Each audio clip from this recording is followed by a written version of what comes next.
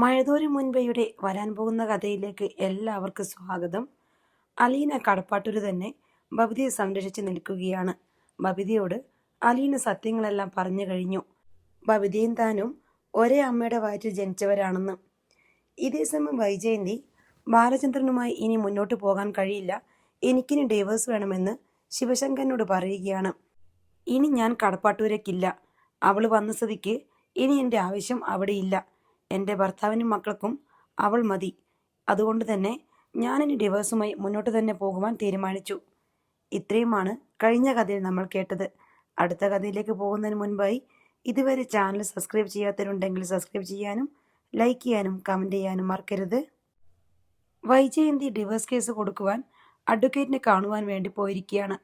വൈജയന്തി സംസാരിക്കുമ്പോൾ advocate CR Sujatha pencil കൊണ്ട് ഒരു ഡയറി താളിൽ നോട്ട് കുറിക്കുന്നുണ്ടായിരുന്നു.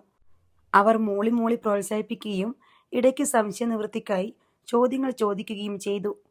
എല്ലാം കേട്ടുകഴിഞ്ഞ് അഡ്വക്കേറ്റ് സുജാത പറഞ്ഞു, ഞാനിതൊന്ന് പഠിക്കട്ടെ, അഡ്രസ്സും ഫോൺ നമ്പറും തരണം, ഇടയ്ക്ക് വിളിക്കാം.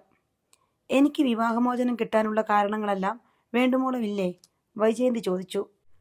ഓഫ് കോഴ്സ്, മാഡം സംശയിക്കുന്ന മാഡത്തിന് ഇഷ്ടമില്ലാത്ത ഒരു ജോലിക്കാരി പെൺകുട്ടിയെ വീട്ടിൽ താമസിപ്പിക്കുന്നു എന്ന ഒറ്റ കാരണം മതി. മാഡം എതിർത്തിട്ടും മാഡത്തിൻ്റെ ഹസ്ബൻഡ് അവളെ വിട്ടുകളയാൻ തയ്യാറല്ല. ബ്രീച്ച് ഓഫ് ഫെയ്ത്ത് മാത്രം മതിയായ ഒരു കാരണമാണ്. അതിനു പുറമെയാണ് ഒരു ഭർത്താവ് എന്ന നിലയിൽ ഭാര്യയോട് കാട്ടേണ്ട കടമ നിർവഹിക്കാതിരിക്കൽ. നിങ്ങൾ 1 വർഷത്തോളമായി ശാരീരികമായും മാനസികമായും അകന്നു കഴിയുകയാണ്. അതും മാഡത്തിൻ്റെതായ കുറ്റം കൊണ്ടല്ലാതെ. അതായത് ഭാര്യയോട് ഡെലിബറേറ്റായിട്ട് കാണിക്കുന്ന അവഗണനയും അവഹേളനവും. തീർച്ചയായും ഡിവോഴ്സ് കിട്ടാൻ വേണ്ടത്ര ഗ്രൗണ്ട്സ് ഈ കേസിലുണ്ട്. ജോലിക്കാരിയായി വന്ന പെണ്ണ് എൻ്റെ ഹസ്ബൻഡിൻ്റെ മകളാണെന്നാണ് ഇപ്പോഴത്തെ വാദം. അങ്ങനെ വിവാഹപൂർവ്വ ബന്ധത്തിൽ ഒരു മകളുണ്ടെങ്കിൽ അതും ഡിവോഴ്സ് കിട്ടാൻ വേണ്ടത്ര സ്ട്രെങ്ത്തുള്ള കാരണമല്ലേ? അതെ, അതൊരു കീ പോയിൻ്റാണ്. പക്ഷേ അവൾ എൻ്റെ ഹസ്ബൻഡിൻ്റെ മകളല്ലെന്ന് എനിക്ക് തീർച്ചയുണ്ട്. അതുകൊണ്ടാണ് ഞാൻ പറഞ്ഞത് ഇതൊരു പ്രധാനപ്പെട്ട പോയിൻ്റാണെന്ന്. കാരണം അവൾ തൻ്റെ മകളാണെന്ന് എതിർകക്ഷി വാദിക്കുമ്പോൾ അതിനുള്ള എവിഡൻസ് അയാൾ കൊണ്ടുവരണം. ഒരു DNA ടെസ്റ്റിന് കോടതി നിർദ്ദേശിച്ചാൽ ആ വാദം പൊളിയും. നിലവിലുള്ളത് വലിയൊരു നുണയന്മേൽ കെട്ടിപ്പൊക്കിയ മിസ് അലയൻസ് ആണെന്ന് വ്യക്തമാകും. അപ്പോൾ സംഗതി കൂടുതൽ എളുപ്പമായി, അഡ്വക്കേറ്റ് CR സുജാത വിശദീകരിച്ചു. വൈജയന്തിക്ക് തൃപ്തിയായി. ബന്ധം വേർപെടുത്തുക എന്ന ഉറച്ച ലക്ഷ്യത്തോടെ തന്നെയാണല്ലോ അല്ലേ? അഡ്വക്കേറ്റ് ചെറിയൊരു സംശയത്തിൽ ചോദിച്ചു. അല്ലാതെ ഭീഷണിപ്പെടുത്തുക, വെല്ലുവിളിക്കുക, വിലപേശുക തുടങ്ങിയ താൽക്കാലിക പരിപാടികളൊന്നും മനസ്സിലില്ലല്ലോ? വൈജയന്തി സംശയത്തോടെ അഡ്വക്കേറ്റ് സുജാതയെ നോക്കി. അല്ല, അങ്ങനെയും വരാറുണ്ട്. ഡിവോഴ്സ് ആവശ്യപ്പെട്ട് നോട്ടീസ് അയപ്പിക്കുന്നതോടെ തീരുന്ന കേസുകളാണവ. ഇതങ്ങനെയല്ല, വൈജയന്തി ഉറപ്പിച്ചു പറഞ്ഞു. നിങ്ങൾ തമ്മിൽ വേർപിരിയണമെന്ന് ശാഠ്യം പിടിക്കുകയല്ല, കഴിയുമെങ്കിൽ പിരിയാതിരിക്കുക. കേസ് മുന്നോട്ട് പോകുമ്പോൾ നിങ്ങളെ തമ്മിൽ യോജിപ്പിക്കാനുള്ള ശ്രമങ്ങളും ഉണ്ടാകും. കോടതിയുടെ ഭാഗത്തു നിന്ന് നിരുത്സാഹപ്പെടുത്തലും ഒന്നിച്ചിരുന്നുള്ള ചർച്ചയും കൗൺസിലിങ്ങും മറ്റുമുണ്ടാകും. ഞാൻ നിശ്ചയിച്ചുറപ്പിച്ചതാണ്, ഇനി അതിന് ഒരു മാറ്റവും ഉണ്ടാവില്ല, വൈജയന്തി പറഞ്ഞു. വൈജയന്തി ബാലചന്ദ്ര മേനോന്റെ അഡ്രസ്സും മറ്റ് വിവരങ്ങളും നൽകി. ആദ്യം നമുക്ക് നോട്ടീസ് അയക്കാം. എതിർകക്ഷിക്കും ഡിവോഴ്സാണ് താല്പര്യമെങ്കിൽ ഒരു ജോയിന്റ് ഡിവോഴ്സ് സ്യൂട്ട് ഫയൽ ചെയ്താൽ വളരെ വേഗം കാര്യം നടന്നു കിട്ടും. വാദപ്രതിവാദങ്ങളുടെ ആവശ്യമൊന്നുമില്ലല്ലോ. നിങ്ങളുടെ ഹസ്ബൻഡ് അനുകൂലിക്കുമോ അതോ എതിർക്കുമോ? അറിയില്ല, അനുകൂലിച്ചാലും എതിർത്താലും എനിക്കൊരുപോലെയാ, വൈജയന്തി പറഞ്ഞു. ഡിവോഴ്സ് കേസ് ഫയൽ ചെയ്യാനുള്ള ഏർപ്പാടുകൾ ചെയ്ത ശേഷം വൈജയന്തി കൊല്ലപ്പള്ളിക്ക് മടങ്ങി. കാറോടിച്ച് വീട്ടിലെത്തിയ ഉടനെ വൈജയന്തി കമലോട് പറഞ്ഞു, കമലെടുത്തി, എൻ്റെ കാര്യത്തിൽ തീരുമാനമായി. കമലയ്ക്ക് ഒന്നും മനസ്സിലായില്ല. ഞാൻ അഡ്വക്കേറ്റിനെ കണ്ടിട്ട് വരികയാ. ഡിവോഴ്സ് കിട്ടാൻ വേണ്ടത്ര ഗ്രൗണ്ട്സ് ഉണ്ടെന്ന് അഡ്വക്കേറ്റ് പറഞ്ഞു. നീ കാര്യമായിട്ട് പറയുവാണോ ജയന്തി? കമല അമ്പരപ്പോട് ചോദിച്ചു. പിന്നെന്താ, ഇത് കുട്ടിക്കളിയാണെന്ന് കമലെടുത്ത് വിചാരിച്ചോ? ഇത് കുട്ടിക്കളിയല്ലെന്നാ എനിക്ക് പറയാനുള്ളത്. വഴക്കിട്ട് പിണങ്ങുന്നത് പോലെയല്ല ബന്ധം പിരിയുന്നത്. പിണങ്ങിയാൽ ഇണങ്ങാൻ 100 സാധ്യതകളുണ്ട്. പക്ഷേ ബന്ധം ഒരിക്കൽ വേർപെടുത്തിയാൽ പിന്നീട് ഒരിക്കലും യോജിക്കാൻ കഴിയില്ല. പിന്നീട് യോജിക്കാൻ വേണ്ടിയല്ല ഞാൻ പിരിയുന്നത്. ബാലചന്ദ്രനും ബന്ധം പിരിയുന്നതിനോട് അനുകൂലിച്ചാലോ? അത്രയും സന്തോഷം. കേസിൻ്റെ ഒരുപാട് നൂലാമലകൾ ഒഴിവാക്കാം. നിന്റെ മക്കളുടെ കാര്യം ആലോചിച്ചോ വൈജയ്? 2 പേർ പ്രായപൂർത്തിയായവരാ. അവർക്ക് കാര്യങ്ങൾ മനസ്സിലാകും. തെറ്റും ശരിയും തിരിച്ചറിയാനുള്ള പക്വതയുമുണ്ട്. അവരുടെ നിലപാട് എന്തായാലും എനിക്ക് വിരോധമില്ല. കൃഷ്ണമോളെ ഞാനിങ്ങ് കൊണ്ടുപോരും. നീ രണ്ടും കൽപ്പിച്ച് തന്നെയാണോ? കമലെടുത്ത് സംശയിക്കേണ്ട, ഞാൻ രണ്ടും കൽപ്പിച്ച് തന്നെയാ. വിവരമറിഞ്ഞപ്പോൾ ശിവശങ്കരൻ അനുജത്തിയോട് ദേഷ്യപ്പെട്ടു. വൈജേ, ഒരു കോപം കൊണ്ട് അങ്ങോട്ട് ചാടിയാൽ ഇരു കോപം കൊണ്ട് ഇങ്ങോട്ട് പോരാമോ എന്ന പഴമൊഴി പോലും നീ ഓർത്തില്ല. അങ്ങോട്ട് ചാടുന്നത് നിൽക്കക്കള്ളി ഇല്ലാഞ്ഞിട്ടാ ശിവേട്ടാ. എനിക്ക് തിരിച്ചു പോരണ്ട. ഒന്നുകൂടി ഒന്ന് ആലോചിച്ചിട്ട് മതിയായിരുന്നു ബന്ധം പിരിയുന്നതും മറ്റും. പിണങ്ങി മാറി താമസിക്കുന്ന പോലെയല്ല അത്. കുറച്ചുകൂടെ ക്ഷമ നീ കാണിക്കണമായിരുന്നു. എന്തിനാ ശിവേട്ടാ? എന്നിട്ട് എന്ത് കിട്ടാനാ? ബന്ധം പിരിഞ്ഞാൽ നിനക്ക് വല്ലതും കിട്ടുമോ? ജീവനാംശം കിട്ടുമായിരിക്കും. അത് കിട്ടാൻ വേണ്ടിയാണോ നീ? ആർക്ക് വേണം ജീവനാംശം? കൈതക്കൽ മാളിക വീട്ടുകാരുടെ ആശ്രിതരായിരുന്നില്ലേ നെടുമ്പൊരിക്കൽ കുടുംബക്കാർ? കുടുംബക്കാരെന്ന് പോലും പറയാൻ പറ്റുമോ? കുടിക്കിടപ്പുകാർ എന്നല്ലേ പറയേണ്ടത്? കോടതി കൽപ്പിക്കുന്ന നക്കാപ്പിച്ച അയാളുടെ മുൻപിൽ ചെന്ന് കൈനീട്ടി വാങ്ങിയിട്ട് വേണോ ശിവേട്ട വൈജയന്തിക്ക് ജീവിക്കാൻ? പിന്നെ എന്തു നേട്ടമാ വൈജയ് നിനക്ക് കിട്ടാൻ പോണത്? അയാളുടെ ഭാര്യയാണല്ലോ എന്ന് ചിന്തിക്കുമ്പോഴത്തെ അപമാനം മാറിക്കിട്ടുമല്ലോ. ആ മുഖം എൻ്റെ കഴുത്തിൽ നിന്ന് മാറിയാലേ എനിക്കെൻ്റെ നഷ്ടപ്പെട്ട ആത്മാഭിമാനം വീണ്ടെടുക്കാൻ പറ്റൂ. അതുകൊണ്ടുപോയി പുഴുങ്ങി തിന്നുമോ നീ? അതോ നട്ടുനനച്ച് വലിയ മരമാക്കിയെടുത്ത് തടിമില്ലുകാർക്ക് വെട്ടി വിൽക്കുവോ? ശിവേട്ടൻ എന്തിനാ എന്നോട് ചോദിക്കുന്നേ? ഞാൻ ശിവേട്ടനോട് എനിക്ക് ചെലവിന് തരാനൊന്നും ആവശ്യപ്പെട്ടില്ലല്ലോ. വൈജയ്, ഹരിയുടെ കേസ് കോടതിയിൽ വിചാരണയ്ക്ക് വരാൻ പോകുക. അപ്പോൾ ബാലചന്ദ്രനെ പിണക്കി വിട്ടാൽ ഹരിക്കത് ദോഷമായി മാറും. ഹരിയുടെ കേസും അയാളും തമ്മിൽ എന്ത് ബന്ധം? രോഹിത്താണ് പ്രധാന സാക്ഷി. അലീനെ ചെന്ന് കാല് പിടിച്ചത് കൊണ്ട് മറ്റേ പെണ്ണ് അവൻ്റെ തലയൂരി വിട്ടല്ലോ. പക്ഷേ അവൻ്റെ സാക്ഷിമൊഴിക്ക് വലിയ വിലയുണ്ട്. ഒന്നാമത്തെ ദൃസാക്ഷിയാണവൻ. ഹരിക്ക് ഫേവറായിട്ട് അവൻ മൊഴി നൽകിയില്ലെങ്കിൽ ഹരിയുടെ ഭാവി പോകും. അതിന് എന്നെയാണോ ബലിയാടാക്കേണ്ടത്? നിന്നെ ആര് ബലിയാടാക്കി? ഹരിക്ക് വലിയ കേടില്ലാതെ രക്ഷപ്പെട്ടു പോരണമെങ്കിൽ നിന്റെ മകൻ്റെ മൊഴി തന്നെ ശരണം. ഹരി നിരപരാധിയാണെന്നൊന്നും അവൻ പറയണ്ട. ഹരി ആ പെണ്ണിനെ ഉപദ്രവിക്കുന്നത് കണ്ടില്ലെന്ന് പറഞ്ഞാലും മതി. എൻ്റെ ശിവേട്ട, ഈശ്വരനെ വിചാരിച്ച് ശിവേട്ടൻ എൻ്റെ കേസും ഹരിയുടെ കേസും കൂടെ കൂട്ടിക്കുഴയ്ക്കരുത്. വൈജയ്, രോഹിത് അലീനയുടെ കക്ഷിയാണെന്ന് നിനക്കറിയാമല്ലോ. നീ അലീനയെയും ബാലചന്ദ്രനെയും ചേർത്ത് രഹസ്യബന്ധം ആരോപിച്ച് കേസിന് പോയാൽ നിനക്ക് നിന്റെ മകൻ്റെ സപ്പോർട്ട് കിട്ടുമോ? ഹരിക്കു വേണ്ടി ബാലചന്ദ്രനോടോ അലീനയോടോ എനിക്ക് സംസാരിക്കാനുള്ള ചാൻസ് പോലും നീ കാരണം ഇല്ലാതാകും. ഞാനാണ് നിന്നെ ബാലചന്ദ്രനും അലീനയ്ക്കുമെതിരെ ഇളക്കിവിട്ടതെന്നേ അവർ കരുതൂ.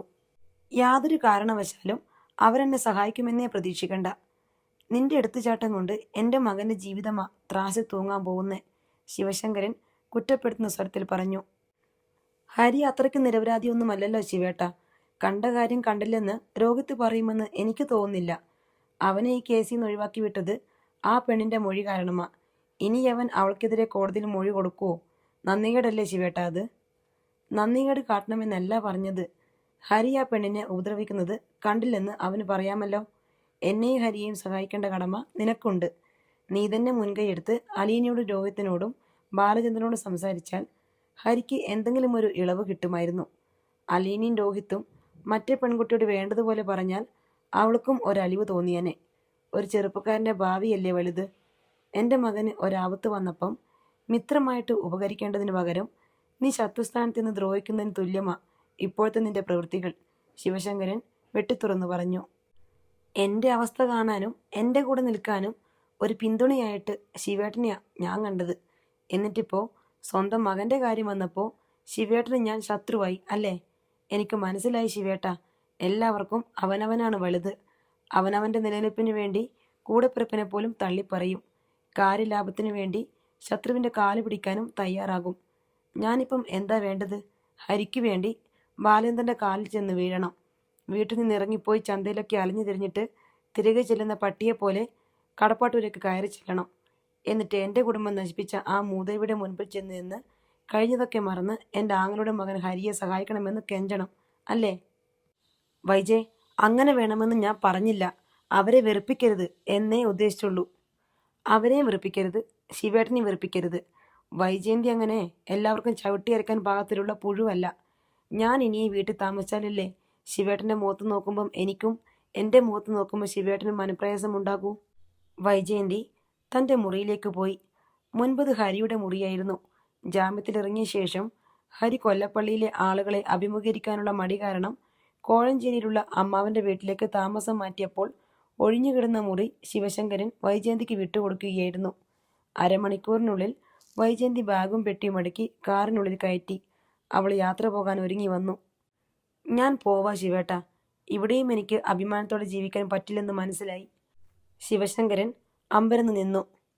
മകളെ കൂട്ടിയിട്ടിയപ്പോൾ സന്തോഷിച്ചിരുന്ന സൗദാമിനി കുഞ്ഞമ്മയ്ക്ക് പോലും വൈജയന്തി പോവുകയാണെന്ന് കേട്ടത് വലിയ ഷോക്കായി. കമലയുടെ അവഗണനയ്ക്ക് കീഴിൽ ഞെരിഞ്ഞമർന്നു കൊണ്ടിരുന്ന അവരുടെ ജീവിതത്തിന് വൈജയന്തി വന്നതോടെ ഒരു പുത്തനുണർവ് കിട്ടിയിരുന്നു. നീ എങ്ങോട്ടാ മോളെ പോണത്? അതിൻ്റെ ആവശ്യം എന്താ? നിന്നോട് ആരെങ്കിലും പറഞ്ഞോ ഇവിടെ താമസിക്കാൻ പറ്റില്ലാന്ന്? എൻ്റെ വീടാ ഇത്. എൻ്റെ കണ്ണടയുവോളം നിനക്ക് ഈ വീട്ടിൽ താമസിക്കാനുള്ള അവകാശവുമുണ്ട്. ആരും പറയില്ല നിന്നോട് ഇറങ്ങിപ്പോകാൻ. സൗദാമിനി അമ്മ മകളുടെ പക്ഷത്ത് ഉറച്ചു നിന്നു. അമ്മയുടെ കണ്ണടഞ്ഞു കഴിഞ്ഞാലും എനിക്ക് ഈ തറവാട്ടിൽ താമസിക്കാൻ അവകാശമുണ്ട്. എൻ്റെ ഓഹരി ഇനിയും തീർത്തു തന്നിട്ടില്ല. അതുകൊണ്ട് വൈജയന്തിയോട് ഈ വീട്ടിൽ നിന്ന് ഇറങ്ങിപ്പോടിയെന്ന് പറയാൻ ഒരാളും വളർന്നിട്ടില്ല. അങ്ങനെ പറഞ്ഞാൽ പോകുന്നവളുമല്ല ഈ വൈജയന്തി. പക്ഷേ കൂടെ നിൽക്കുമ്പോൾ കുതികാല് വെട്ടിക്കോട്ടെ എന്ന് ചോദിച്ചാൽ നമുക്കത് സമ്മതിച്ചു കൊടുക്കാൻ പറ്റില്ല അമ്മേ. അങ്ങനെ ചിലരുണ്ടല്ലോ, തലയർത്ത് താരത്തിൽ വെച്ച് കൊടുത്താൽ മാത്രം തൃപ്തിയാകുന്നവർ. മുഖം മുഷിഞ്ഞു കഴിഞ്ഞാൽ പിന്നെ ഒരേ വീട്ടിൽ താമസിക്കാൻ പറ്റില്ല അമ്മേ. ഇവിടെ ഞാൻ വേറെ അടുപ്പ് കത്തിക്കേണ്ടി വരും. അത് വേണ്ട. വൈജയന്തി പോകാനിറങ്ങി. എന്താ ശിവശങ്കര ഇതൊക്കെ? അവൾ എന്ത് ചെയ്തിട്ടാ അവളോട് പോയിക്കൊള്ളാൻ പറഞ്ഞത്? കെട്ടിയവനും മക്കൾക്കും വേണ്ടാതെ ഇറക്കി വിട്ടവളാ. ഇവിടെയെങ്കിലും ഒരാശ്രയം കിട്ടുമല്ലോ എന്ന് വിചാരിച്ചപ്പോൾ ഒന്നുമില്ലമ്മേ. അവളുടെ അഹങ്കാരം കൊണ്ട് ഇറങ്ങിപ്പോകുക.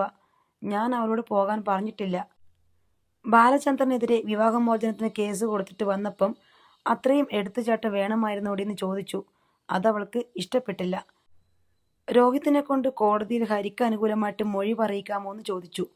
അതവൾക്ക് അത്രയും കൂടി ഇഷ്ടപ്പെട്ടില്ല. മനുഷ്യജീവികളല്ലേ അമ്മേ?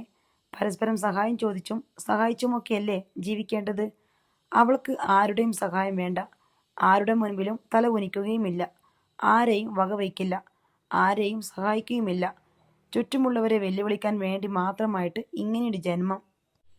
ശിവശങ്കരൻ പറയുന്നത് മുഴുവൻ കേൾക്കാൻ നിൽക്കാതെ വൈജയന്തി ഇറങ്ങിച്ചെന്ന് കാറിൽ കയറി. കാർ സ്റ്റാർട്ട് ചെയ്ത് തുറന്നു കിടന്ന ഗേറ്റിന് നേർക്ക് ഓടിച്ചുപോയി. കരുണാലയത്തിൽ പോയതായിരുന്നു അലീന. മുൻപ് കടപ്പാട്ടൂർ വീട്ടിൽ താമസിച്ചിരുന്നപ്പോൾ കിട്ടുന്ന ശമ്പളവുമായി മാർക്കറ്റിൽ വന്ന് സാധനങ്ങൾ വാങ്ങി ഷാജിയുടെ ഓട്ടോറിക്ഷയിൽ കയറ്റി അലീന ഇവിടെ എത്തിച്ചു കൊടുത്തിരുന്നു. മാസങ്ങൾക്ക് ശേഷം വീണ്ടും അലീനയെ കണ്ടപ്പോൾ കരുണാലയത്തിലെ കന്യാസ്ത്രീകൾക്ക് അതിശയമായിരുന്നു. മുൻപ് വരാറുള്ളതുപോലെ ഇത്തവണയും ഷാജിയുടെ ഓട്ടോറിക്ഷയിൽ അരിയും മൈദയും ആട്ടയും പഞ്ചസാരയും പലവ്യഞ്ജനങ്ങളും അടങ്ങിയ ചാക്കുകെട്ടുകളുമായിട്ടാണ് അവൾ എത്തിയത്. ഓർഫനേജിലെ അന്തേവാസികൾക്ക് കൊടുക്കാൻ വേണ്ടി മധുരപലഹാരങ്ങളും അവൾ കരുതിയിരുന്നു. അതെല്ലാം അവൾ തന്നെ വിതരണം ചെയ്തു. നീ ഇപ്പോൾ എവിടെയാണ് മോളെ? ഓർഫനേജിന്റെ ചുമതലക്കാരിയായ സിസ്റ്റർ ഏഞ്ചലീന ചോദിച്ചു. കുളത്തൂപ്പുഴ, പുനലൂരിനടുത്ത്. അവിടെ എന്താ, ജോലിയാണോ? അല്ല, എൻ്റെ പപ്പയുടെ കൂടെയാ. അലീന അനാഥയാണെന്ന് അറിയാവുന്ന കന്യാസ്ത്രീക്ക് അതൊരു അത്ഭുതമായിരുന്നു. യേശു എന്നെ ഓരോരോ വഴികളിലൂടെ നടത്തി. ഓരോരുത്തരെയും കാണിച്ചു തന്നു. ചിലർക്ക് എന്നെ കാണിച്ചു കൊടുത്തു. അങ്ങനെ കിട്ടിയതാ എനിക്ക് പപ്പയെ. അലീന പുഞ്ചിരിയോടെ പറഞ്ഞു. കന്യാസ്ത്രീകൾക്ക് അതേപ്പറ്റി കൂടുതൽ കേൾക്കാൻ കൗതുകമുണ്ടായിരുന്നു. അലീന ശരണ്യോട് പറഞ്ഞതുപോലെ അത്രയും ചുരുക്കി പറഞ്ഞു. ഒരുപാട് സ്നേഹിക്കുകയും കുറേ കാലം ഒന്നിച്ച് ജീവിക്കുകയും ചെയ്തിട്ടും കല്യാണം കഴിക്കാൻ പറ്റാതെ വേർപിരിയേണ്ടി വന്ന ഒരമ്മയ്ക്കും അച്ഛനും ഉണ്ടായ മകളാണ് ഞാൻ. ഏറ്റെടുക്കാനും സംരക്ഷിക്കാനും ആരുമില്ലാതെ അനാഥാലയത്തിൽ ഉപേക്ഷിക്കപ്പെട്ടു. വളരെ കാലത്തിന് ശേഷം ആ സംഭവവുമായി ബന്ധപ്പെട്ട ചില അന്വേഷണങ്ങൾ നടത്തി. അങ്ങനെയാണ് എനിക്ക് പപ്പയുണ്ടെന്നും അതാരാണെന്നുമൊക്കെ തിരിച്ചറിഞ്ഞത്. എന്നിട്ട് പപ്പ നിന്നെ യാതൊരു തടസ്സവും പറയാതെ സ്വീകരിച്ചോ? സിസ്റ്റർ ഏഞ്ചലീന ചോദിച്ചു. തടസ്സങ്ങളൊക്കെ ഉണ്ടായിരുന്നു സിസ്റ്റർ, ഇപ്പോഴുമുണ്ട്. എന്നാലും പപ്പയ്ക്ക് എന്നെ വലിയ ഇഷ്ടമാ, അലീന പറഞ്ഞു. പപ്പയെ കണ്ടുപിടിച്ചെങ്കിൽ മമ്മിയെ കണ്ടുപിടിക്കാനും എളുപ്പമായിരിക്കുമല്ലോ. അന്വേഷിച്ചില്ലേ? ആരാണെന്നൊക്കെ എനിക്കറിയാം സിസ്റ്റർ. പക്ഷേ തടസ്സങ്ങളുണ്ട്. അറിയാമെങ്കിലും പറയാൻ വയ്യ. അത് വേറൊരു കുടുംബമാണ്. പുരുഷൻ്റെ അത്ര സ്വാതന്ത്ര്യം സ്ത്രീക്കില്ലല്ലോ. അലീന ആ വിഷയം അവസാനിപ്പിച്ചു. ഷാജി തിരിച്ചു പോകാൻ തിരക്ക് കൂട്ടുന്നുണ്ടായിരുന്നു. കടപ്പാട്ടൂരെ പഴയ വീട്ടിൽ എല്ലാവരെയും കാണുവാൻ വേണ്ടി വന്നതാണെന്നും താമസിയാതെ തിരിച്ചു പോകുമെന്നും അലീന അവരോട് പറഞ്ഞു. കന്യാസ്ത്രീകൾ നൽകിയ ചായ കഴിച്ച് അവൾ മടങ്ങി. ടൗണിൽ ഇറക്കി വിട്ടാൽ പോരെ? ഷാജി ചോദിച്ചു. പോരാ, വീട്ടിലെത്തിക്കണം. അവിടെ ചെന്നിട്ട് ഒരുപാട് പണി തീരാനുണ്ട്. ഷാജി അവളെ കടപ്പാട്ടൂർ വീട്ടിൽ കൊണ്ടുചെന്ന് വിട്ടു. അലീന സിറ്റൗട്ടിലേക്ക് കയറി ചെന്നപ്പോൾ കൃഷ്ണജ അവിടെ ഇരിപ്പുണ്ട്. ഇപ്പൊ വരാന്ന് പറഞ്ഞു പോയ ആളാ. കൊള്ളാം, നേരം ഉച്ചയായി. ഇനി എപ്പോഴാ ചോറും കറിയും വെച്ച് വലുതും കഴിക്കുന്നേ? കൃഷ്ണജ ചോദിച്ചു. അതിന് 12 മണി കഴിഞ്ഞതല്ലടിയുള്ളൂ. 2 മണിക്ക് മുൻപ് ചോറ് കിട്ടിയാൽ പോരെ? പറ്റില്ല, 1 മണിക്ക് കിട്ടണം, കൃഷ്ണജ കുസൃതിയോടെ പറഞ്ഞു. 1/2 മണിക്കൂറും കൂടെ. ഇല്ലില്ല, ഒരു രക്ഷയുമില്ല. അത്രയ്ക്ക് വിശപ്പ് കയറിയോ എൻ്റെ മോൾക്ക്? എന്തോ കള്ളത്തരമുണ്ടെന്ന് അലീനയ്ക്ക് തോന്നി. അവൾ നേരെ കിച്ചണിലേക്ക് ചെന്നു. അവിടെ ചോറും കറികളുമെല്ലാം റെഡിയാണ്. ഓരോ പാത്രത്തിൻ്റെയും മൂടി തുറന്നപ്പോൾ മുഖത്തേക്ക് ആവിയടിച്ചു. അലീന കിച്ചണിലാകെ ഒന്ന് കണ്ണോടിച്ചു. എല്ലായിടവും വൃത്തിയാക്കി വെച്ചിരിക്കുന്നു. താൻ തിരിച്ചു വന്നിട്ട് കഴുകാമെന്ന് വിചാരിച്ച് സിങ്കിൽ കൂട്ടിയിട്ട പാത്രങ്ങൾ അത്രയും കഴുകി കമഴ്ത്തി വെച്ചിരിക്കുന്നു. അലീന ഊണുമുറിയിലേക്ക് ചെന്നപ്പോൾ കൃഷ്ണജ ഒരു കള്ളച്ചിരിയോടെ നിൽപ്പുണ്ട്. ആരാണ് ഈ അതിക്രമം കാട്ടിയത്? അലീന കപട ദേഷ്യത്തിൽ കണ്ണുരുട്ടി. ബബിത ചേച്ചിയാ. അവളോട് ആര് പറഞ്ഞു ഇതൊക്കെ ചെയ്യാൻ? എവിടെ അവൾ? അലീന ബബിതയുടെ റൂമിൻ്റെ വാതിൽക്കൽ ചെന്ന് നോക്കി. വാഷ് ചെയ്യുവോ അലീന ചേച്ചി? കൃഷ്ണജ പറഞ്ഞു. അലീന വാഷിംഗ് മെഷീൻ വെച്ചിരിക്കുന്നിടത്ത് എത്തി. അവിടെ മെഷീനിലും അതിൻ്റെ ചുവട്ടിലും കഴുകാനായി കൂട്ടിയിട്ടിരിക്കുന്ന തുണികൾ ഒന്നുമില്ല. അലീന പിന്നാമ്പുറത്തേക്ക് ഇറങ്ങി. അയകൾ നിറയെ അലക്കി വിരിച്ച തുണികൾ. തൻ്റെ മുഷിഞ്ഞ ഡ്രസ്സും അടിവസ്ത്രങ്ങൾ പോലും ബബിത അലക്കി വിരിച്ചിട്ടിരിക്കുന്നു. അലക്കുകല്ലിന് സമീപം നിന്ന് ഹാൻഡ് വാഷ് ചെയ്യേണ്ട ഡ്രസ്സ് ബക്കറ്റിലെ സോപ്പ് വെള്ളത്തിലിട്ട് തിരുമ്മി കഴുകിയാണ് ബബിത. അലീന വന്നതൊന്നും അവൾ അറിഞ്ഞിട്ടില്ല. ചെയ്യുന്ന ജോലിയിൽ ബദ്ധശ്രദ്ധയാണ്. അലീന പിന്നിൽ ചെന്ന് വിളിച്ചു, മോളൂ. ബബിത പെട്ടെന്ന് തല തിരിച്ചു നോക്കി. പിന്നെ കിതച്ചുകൊണ്ട് നിവർന്നു. എന്തു പറ്റി? അലീന ചോദിച്ചു. ഒന്നും പറ്റിയില്ലെന്ന് അവൾ ചുമൽ കൂച്ചി. മതി, അതവിടെ വെച്ചേക്ക്, ഇനി ഞാൻ ചെയ്തോളാം. അലീന അവൾ തിരുമ്മിക്കൊണ്ടിരുന്ന ചുരിദാർ പിടിച്ചു. വേണ്ട, എനിക്കിത് തീർക്കണം ചേച്ചി. നീ മടുത്തു. സാരമില്ല ചേച്ചി. നീ എന്തിനാ എൻ്റെ ഡ്രസ്സ് എടുത്ത് കഴുകിയത്? അലീന വല്ലായ്മയോടെ ചോദിച്ചു. ഞാൻ അലീന ചേച്ചിയെ കൊണ്ട് എൻ്റെ എന്തുമാത്രം ഡ്രസ്സ് കഴിച്ചിട്ടുണ്ട്. അത്രയ്ക്ക് മുഷിഞ്ഞ ഡ്രസ്സൊക്കെ. ഒരുതരം വാശിക്ക് എൻ്റെ അണ്ടർസ്കേർട്ടും പാൻറ്റീസും പോലും. അലീന ചേച്ചിക്ക് അറിയാമായിരുന്നു ഞാൻ വൈരാഗ്യം തീർക്കുകയാണെന്ന്, ഇല്ലേ? എന്നിട്ടും ഒരു പരാതിയും പറയാതെ ഒരിഷ്ടക്കേടും കാട്ടാതെ എല്ലാം ചെയ്തില്ലേ? ഞാൻ അതെല്ലാം ഓർത്തുപോയി. അതിന് നിനക്കറിയാത്ത വേറൊന്നുകൂടി എനിക്കറിയാമായിരുന്നല്ലോ മോളെ, നീ എൻ്റെ ആരാണെന്ന്. അതും ഞാൻ ആലോചിച്ചു ചേച്ചി. സ്വന്തം അമ്മയും അനുജത്തിയും ഒക്കെയാണല്ലോ ഇങ്ങനെ ദ്രോഹിക്കുന്നതെന്ന് ഓർക്കുമ്പം എന്തുമാത്രം ചേച്ചി വിഷമിച്ചു കാണും. ഞാനായിരുന്നുവെങ്കിൽ എൻ്റെ ചങ്ക് പൊട്ടിപ്പോയേനെ. ബബിതയുടെ തൊണ്ടയിടറി. വിഷമം തോന്നിട്ടൊക്കെയുണ്ട് മോളെ, ഇല്ലെന്നൊന്നും പറയുന്നില്ല. അപ്പോഴൊക്കെ ഞാൻ ഓർക്കും, വേറെ ആരുമല്ലല്ലോ, എൻ്റെ സ്വന്തം അമ്മയല്ലേ, എൻ്റെ സ്വന്തം കൂടപ്പിറപ്പല്ലേ, അവരറിയാതെ ചെയ്യുന്നതല്ലേ എന്നൊക്കെ. അപ്പോൾ എൻ്റെ സങ്കടം അങ്ങ് അലിഞ്ഞില്ലാതായി പോകും. ഇപ്പം ഞാൻ അറിഞ്ഞല്ലോ, ഞാൻ ആ കടങ്ങളൊക്കെ വീട്ടണ്ടേ ഇങ്ങനെ ഓരോന്നോരോന്നായിട്ട്. അലീനയ്ക്ക് അത് കേട്ടും സങ്കടം വന്നു. വയ്യാഞ്ഞിട്ട് എളിക്ക് കൈയൂന്നി അല്പം വളഞ്ഞാണ് ബബിതയുടെ നിൽപ്പ്. നീ കടം വീട്ടിക്കോ മോളെ, നിനക്കിപ്പം വയ്യല്ലോ. ആരോഗ്യമെല്ലാം തിരിച്ചു കിട്ടിയിട്ട് എന്ത് വേണമെങ്കിലും ചെയ്തോ. അന്നേരം അലീന ചേച്ചിയെ എനിക്ക് കിട്ടിയില്ലെങ്കിലോ? സാരമില്ല, എനിക്ക് പറ്റും. ചേച്ചിയെ ഞാൻ ഒരുപാട് കഷ്ടപ്പെടുത്തിയിട്ടുണ്ടല്ലോ എന്ന് ഓർത്തപ്പോൾ എനിക്ക് എവിടെ നിൽക്കോ ശക്തി കിട്ടി. പിന്നെ അലീന ചേച്ചി എന്നോട് ഇതുവരെ പറയാത്ത ഒരു രഹസ്യം കൂടി ഞാൻ കണ്ടുപിടിച്ചു കേട്ടോ. എന്താ അത്? അലീന അതിശയിച്ചു. നമ്മൾ ഒരുപാട് സ്നേഹിക്കുന്നവർക്ക് വേണ്ടിയിട്ട് കഷ്ടപ്പെടുമ്പോൾ നമുക്ക് വിഷമമല്ല തോന്നണേ, സന്തോഷമാണെന്ന്. അലീനയുടെ കണ്ണ് നിറഞ്ഞുപോയി. അവൾക്ക് ബബിതയെ ഒന്ന് കെട്ടിപ്പിടിക്കണമെന്ന് തോന്നി. കൃഷ്ണജ പിൻവരാന്തയിലേക്ക് വന്ന് അലീനയെ വിളിക്കുന്നുണ്ടായിരുന്നു. ബബിത അവശേഷിച്ചിരുന്ന ഡ്രസ്സ് കൂടി ഹാൻഡ് വാഷ് ചെയ്ത് അയയിൽ വിരിച്ചു. അവൾ ജോലി തീർക്കും വരെ അലീനയും ഒപ്പം നിന്നു. 1 മണി കഴിഞ്ഞപ്പോൾ ബാലചന്ദ്ര മേനോൻ ഊണ് കഴിക്കാനെത്തി. ബബിതയാണ് പ്ലേറ്റുകൾ നിരത്തിയതും ഊണ് വിളമ്പിയതും. തൻ്റെ മകൾ മന്ദഹസിക്കുന്നതും സംസാരിക്കുന്നതും ജോലി ചെയ്യുന്നതും കണ്ടപ്പോൾ ബാലചന്ദ്ര മേനോന് ആശ്വാസമായി. മരണത്തിൽ നിന്ന് തിരികെ വന്നവൾ. ഇപ്പോൾ കാണുന്ന ഈ മനമാറ്റത്തിൽ അലീനയുടെ പങ്ക് വലുതായിരിക്കുമെന്ന് അയാൾക്ക് ഊഹിക്കാൻ കഴിഞ്ഞിരുന്നു. ഇന്നത്തെ ഊണിന് ഒരു പ്രത്യേകതയുണ്ട്.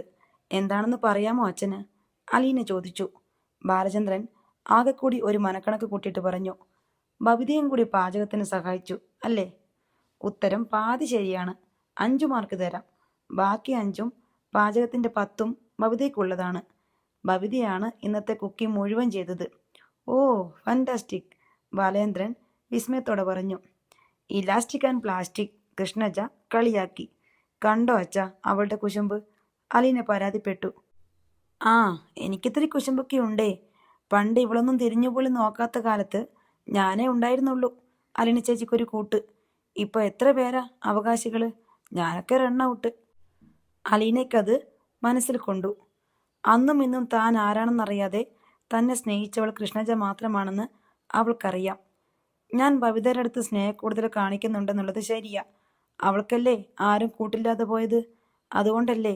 അലീന വല്ലായ്മയോട് പറഞ്ഞു. നിനക്കിന്ന് ക്ലാസ്സില്ലായിരുന്നോ? ബാലചന്ദ്ര മേനോൻ വിഷയം മാറ്റി.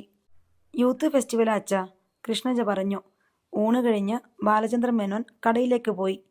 നിനക്ക് നല്ല ക്ഷീണമുണ്ട്, കുറച്ചു നേരം കിടന്നോ മോളെ, അലീന ബബിതയോട് പറഞ്ഞു. ചേച്ചിയും കൂടെ വാ, ഞാൻ ഇതെല്ലാം ഒന്ന് ഒതുക്കിയിട്ട് വരാം. അരമണിക്കൂർ കഴിഞ്ഞ് അലീന ചെല്ലുമ്പോൾ ബബിത കാത്തു കിടക്കുകയാണ്. അലീന ബെഡിലെത്തിയ ഉടനെ ബബിത അവളുടെ കൈത്തണ്ടയിലേക്ക് മുഖപാർശ്വം അണിച്ച് അഭിമുഖമായി കിടന്നു. അലീന അവളുടെ ശിരസിലൂടെ കൈ ഓടിച്ചുകൊണ്ട് പറഞ്ഞു, നീ ഇന്ന് ജോലിയൊക്കെ ചെയ്യുന്നത് കണ്ടപ്പോൾ എനിക്ക് ഒരുപാട് സന്തോഷം തോന്നി മോളെ. ഇനിയും എന്തൊക്കെയോ ചെയ്യാനുണ്ടെന്ന് നീ തിരിച്ചറിഞ്ഞ പോലെ. ഇനി എനിക്ക് മരിക്കണ്ട ചേച്ചി, എനിക്ക് ജീവിക്കണം. പക്ഷേ അലീന ചേച്ചി വേണം എൻ്റെ കൂടെ. എന്നും എനിക്കിവിടെ താമസിക്കാൻ പറ്റില്ലല്ലോ മോളെ. എൻ്റെ മനസ്സുണ്ടാൽ പോരെ നിൻ്റെ കൂടെ എന്നും? പോരാ, ഞാൻ വേണ്ടെന്ന് വെച്ചതാ ഈ ജീവിതം. അലീന ചേച്ചി കാരണമാ. പിന്നെ എവിടെയൊക്കെ പോയാലും നമുക്ക് തിരിച്ചു വരാം മോളെ. പക്ഷേ ജീവിതത്തിൽ നിന്ന് ഇറങ്ങിപ്പോയാലോ? ഈ ഭൂമിയിൽ ഇങ്ങനെയൊരു ജീവിതം ഇനി കിട്ടോ? അച്ഛൻ്റെ മോളായി, അമ്മയുടെ തൽസ്വരൂപമായി, കൃഷ്ണമോളുടെ ചേച്ചിയായി, എൻ്റെയും രോഹിത്തിൻ്റെയും അനുജത്തിയായി. ഇതേ വീട്ടിൽ നിനക്ക് എന്നെങ്കിലും തിരിച്ചു വരാൻ പറ്റുമോ? ഒരിക്കലുമില്ല. മരണം ഒരു ഇരുട്ടല്ലേ മോളെ. ആകാശവും നക്ഷത്രങ്ങളും നിലാവും കാറ്റും മലകളും സമുദ്രങ്ങളും മരങ്ങളും ചെടികളും പൂക്കളും ചിത്രശലഭങ്ങളും തുമ്പികളും മനുഷ്യരും മൃഗങ്ങളും പക്ഷികളും നിറവും മണവും ശബ്ദവും വെളിച്ചവും എല്ലാമുള്ള ഈ ലോകത്ത് നിന്ന് ആ ഇരുട്ടിലേക്ക് ആരോടും പറയാതെ ഒളിച്ചു പോകാൻ നിനക്ക് എങ്ങനെ തോന്നി? അത്രയ്ക്ക് മനസ്സ് വേദനിച്ചിട്ടാ ചേച്ചി. എനിക്ക് ആരുമില്ലാന്ന് തോന്നി. ഒരിടത്തും വെളിച്ചമൊന്നും ഞാൻ കണ്ടില്ല. മനുഷ്യനിങ്ങനെ ചതിക്കാൻ പറ്റുമോ? മനുഷ്യനിങ്ങനെ ചെകുത്താനാകാൻ പറ്റുമോ? എനിക്കിനി ലോകത്ത് ജീവിക്കേണ്ടെന്ന് തോന്നി. അലീന അവളെ തലോടിക്കൊണ്ട് അലിവോടെ അവളുടെ മുഖത്തേക്ക് നോക്കി. അലീന ചേച്ചി എന്നോട് ചോദിച്ചില്ലേ എന്തായിരുന്നു കാരണമെന്ന്? നീ പറയുമെന്ന് എനിക്കറിയാം. ചോദിക്കാതെ തന്നെ നിന്റെ മനസ്സ് അതിന് പാകപ്പെടട്ടെ എന്ന് കരുതി ഞാൻ പറയാം. ഇല്ലെങ്കിൽ എനിക്ക് ശ്വാസം മുട്ടും. ഈ ലോകത്ത് ആരോടും പറയാതെ പോണമെന്ന് വിചാരിച്ചതാ. ഇനി എനിക്ക് താങ്ങാൻ വയ്യ ചേച്ചി. ചേച്ചിയെങ്കിലും എല്ലാം അറിയണം. മോള് പറഞ്ഞോ, ഞാൻ കേൾക്കാം. അലീന അവളുടെ കവിളത്ത് കൈത്തല മറപ്പിച്ചു. ഇത്രയുമാണ് ഇന്നത്തെ കഥ. അടുത്ത കഥയുമായി വീണ്ടും വരാം. ബൈ.